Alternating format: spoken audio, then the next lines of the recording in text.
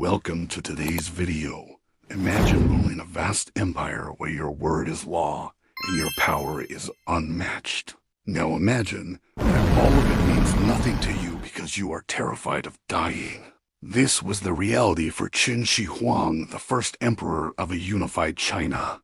He was not just a powerful ruler but also one of the most obsessed individuals in history.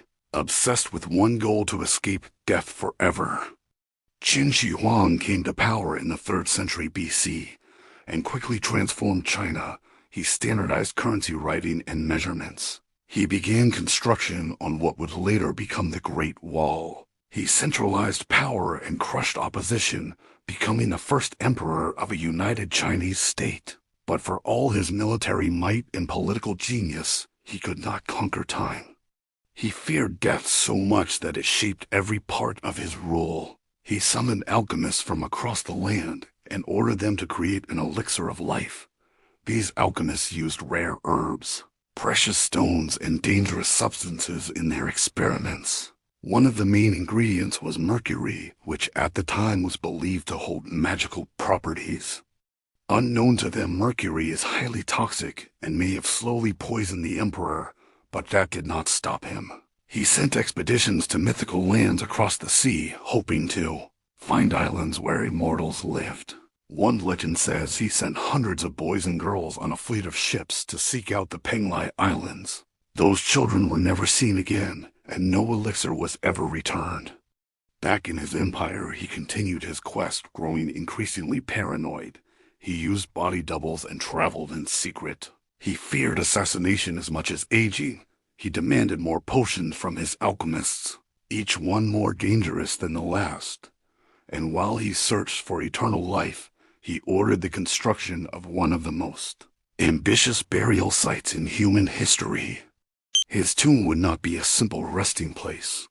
It would be a miniature world, a hidden kingdom where he could rule forever. To protect him in the afterlife, over 8,000 life-sized terracotta soldiers were crafted, each with a unique face and uniform.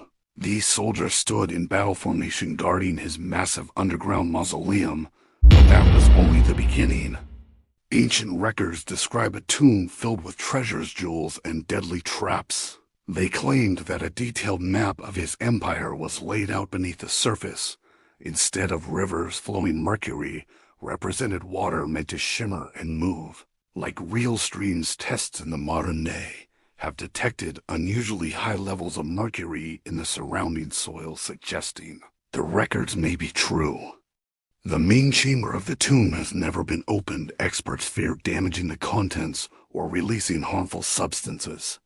So, to this day, it remains sealed untouched for over 2,000 years. Historians believe it may contain lost knowledge, ancient inventions, or unknown secrets of his empire. Qin Shi Huang never achieved immortality.